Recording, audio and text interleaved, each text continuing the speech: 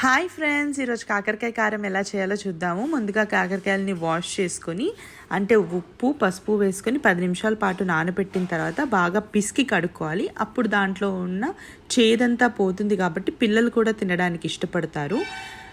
ఇలా మనం monthly twice or thrice చేస్తే మన ఆరోగ్యానికి కూడా మంచిది.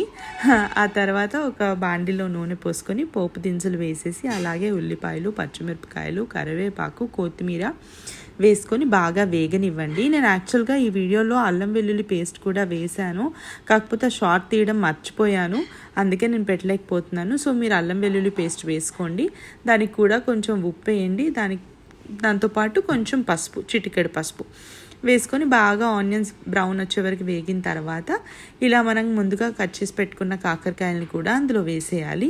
వేసిన తర్వాత మనం సిమ్లోనే పెట్టుకోవాలి ఫ్రెండ్స్. ఎందుకు అని అంటే సిమ్లో పెట్టుకుంటేనే కాకరకాయ అతుక్కుపోదు, ప్లస్ విడివిడిగా ఉంటుంది. పొద్దాకు కూడా కలపకండి. ఇది జీలకర్ర వెల్లుల్లి కారం, జీలకర్ర వెల్లుల్లి కారం మిక్సీ పట్టేసి ఆ పొడిని ఇందులో వేసేసి మళ్ళీ సిమ్లో పెట్టేసి అది బాగా వేగనివ్వండి.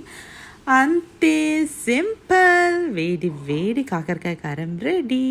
ఇది రైస్లోకి చాలా చాలా బాగుంటుంది అండ్ ఒక 2-3 డేస్ కూడా నిలువ ఉంటుంది. ట్రై చేయండి.